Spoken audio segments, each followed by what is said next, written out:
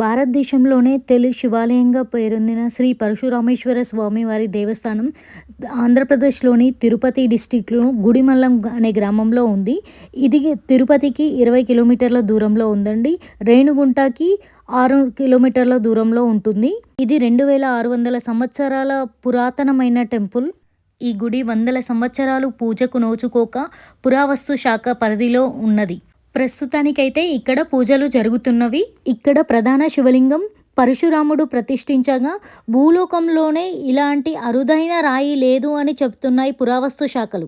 ఇది 9 రకాల రాళ్లను కలిపితే వచ్చే రాయి అని చెబుతున్నారు. మరెక్కడా చూడని విధంగా బ్రహ్మ, విష్ణు, మహేశ్వరులు ఒకే శిలపైన ఏకశిలపైన మనకు మానవ రూపంలో దర్శనమిస్తారు.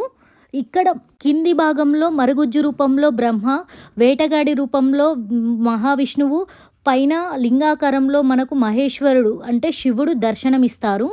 ఎక్కడా లేని విధంగా ప్రతి 60 ఏళ్లకు ఒకసారి నదీ జలాలు నేరుగా వచ్చి శివునికి అభిషేకం చేసి వెళతాయి. సంవత్సరానికి ఒకసారి సూర్యకిరణాలు నేరుగా గర్భగుడిలో ఉన్న శివలింగం పైన పడేలాగా కట్టారు ఈ గుడిని. ఇక్కడ గుళ్ళో మనం సుబ్రహ్మణ్యేశ్వర స్వామి విగ్రహాన్ని, సూర్య భగవాన్ని విగ్రహాన్ని కూడా సందర్శించవచ్చు. ఈ గుడి చాలా పురాతనంగా కట్టిందండి. మనకు ఇక్కడ ఆర్కిటెక్చర్ అది చూస్తే అర్థమవుతుంది. రాతితో కట్టిన గుడి అండి. ఇక్కడ మనకు దక్షిణామూర్తి విగ్రహం ఇవన్నీ గుడిపై చెక్కబడినవండి. ఒకసారి ఈ ఆర్కిటెక్చర్ చూడండి.